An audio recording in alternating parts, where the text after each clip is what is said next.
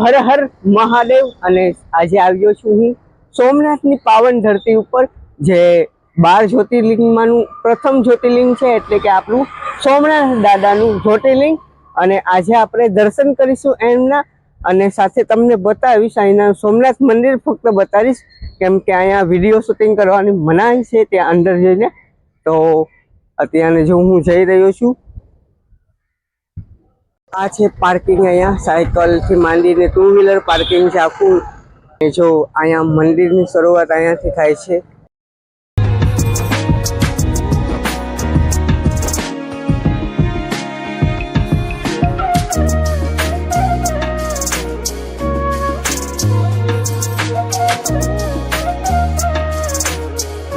અંદર જઈએ છીએ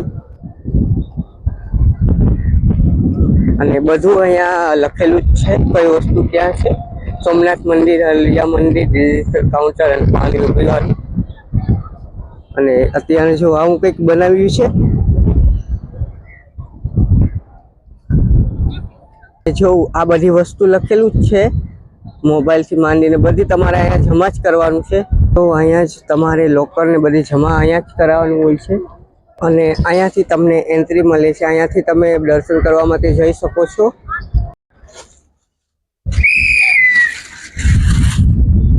તો મિત્રો અત્યારે ચા આપણે લઈ લીધી છે, હાલો ચા પીવા।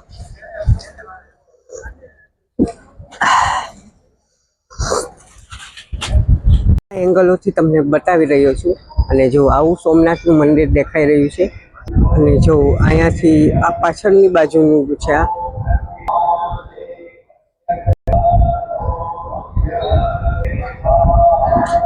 સોમનાથ નિઃશુલ્ક ભોજનાલય આમાં છે। ચાલો જઈએ। તો આ છે સોમનાથ ટ્રસ્ટ ભોજનાલય આમાં છે।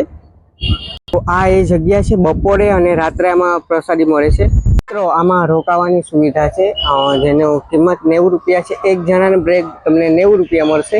તો મિત્રો અત્યારે છે ને શ્રાવણ મહિનો છે, એટલા માટે રૂમ તમને અહીંયા નહીં મળે, પણ જ્યારે પણ તમે આવો ત્યારે આની મુલાકાત લેજો। તો જો અહીંયા લખેલું જ છે, એક જણા માટે 200 રૂપિયા લેવામાં આવે છે 24 કલાક માટે। આખી બિલ્ડિંગો એ જ છે। આ છે યાત્રિક સુવિધા કેન્દ્ર, અને આમાં પણ રૂમ મળી જશે। આ છે 90 રૂપિયા આમાં તમને બ્રેડ મળી જશે। મીન્સ કે સિંગલ તમે હોય તો એક જણા પાસેથી 90 રૂપિયા આમાં લે છે। તો તમે આનો લાભ લેજો। શ્રાવણ મહિનામાં ન આવતા, કેમ કે શ્રાવણ મહિનામાં ફૂલ થઈ જાય છે। તો મિત્રો બધા માટે અલગ અલગ બેડની સુવિધાઓ છે। અમુક જગ્યાએ 90 રૂપિયાથી શરૂઆત થાય છે, અમુક જગ્યાએ 200 થી। તો જેમ જેમ તમે ઉપર જાઓ એમ વધારે પૈસાથી ચાલુ થાય છે, એટલે એવું નથી કે ફક્ત 90 રૂપિયાથી જ ચાલુ થાય છે। તો ચાલો હવે આપણે આગળ જઈએ છીએ। તો મિત્રો આ VIP ગેટ છે, તમે ગાડી લઈને પણ છે અંદર જઈ શકો છો, પણ આમાં ટોલ લેવામાં આવતો હોય છે અમુક પ્રકારનો। તો જો આવી રીતે ખુલે છે, અને આવી રીતે ગાડીઓ આવે છે અને જાય છે। અને અહીંયા પણ શૌચાલયની સુવિધા છે। તો અહીંયા પાર્કિંગની ખૂબ સારી એવી સુવિધા છે। તો મિત્રો ખાસ કરીને તમે આવો છો ત્યારે તમને અહીંયા હોટલને મળી હશે। 500 થી 1000 સુધીનું અહીંયા ભાડું હોય છે। કદાચ ને ટ્રસ્ટની અંદર જગ્યા ના હોય, ટ્રસ્ટના જે રૂમ છે એમાં જગ્યા ના હોય, તો તમને અહીંયા પ્રાઇવેટ હોટલને મળી હશે। અને જમવાનું પણ અહીંયા ટ્રસ્ટનું છે, એમાં પણ તમને ફ્રીની અંદર મળી હશે। તો આનો પ્રસાદીનો લાભ લેજો। તો હવે હાલો આપણે આગળ વધીએ છીએ। છે સોમનાથનું બસ સ્ટેન્ડ। જો અહીંયા સોમનાથનું બસ સ્ટેન્ડ છે આખું, અને તમને અહીંયાથી જ્યાં આપણે રાજકોટ, જુનાગઢ, પછી બીજી જગ્યાએ પણ જવું હોય તો અહીંયાથી તમને બસ મળી જાય છે।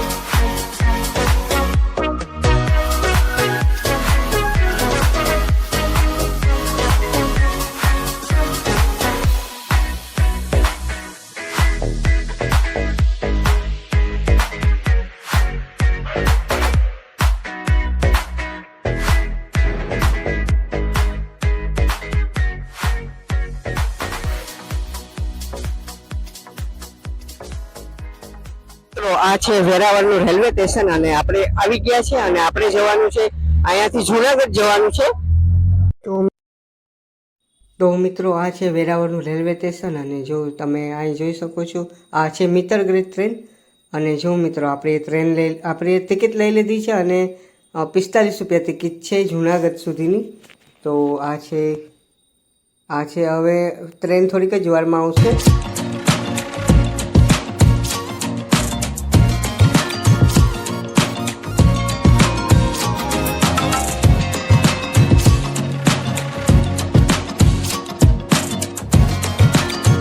આપણે આવી રહી છે અને રિવર્સની અંદર આવે છે બતાડું. જો રિવર્સની અંદર ટ્રેન આવે છે.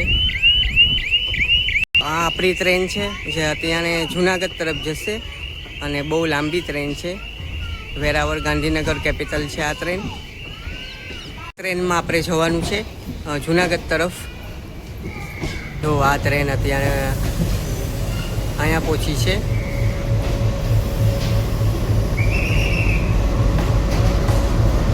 અને ફાઇનલી જો અહીંયા પહોંચી ગઈ છે અને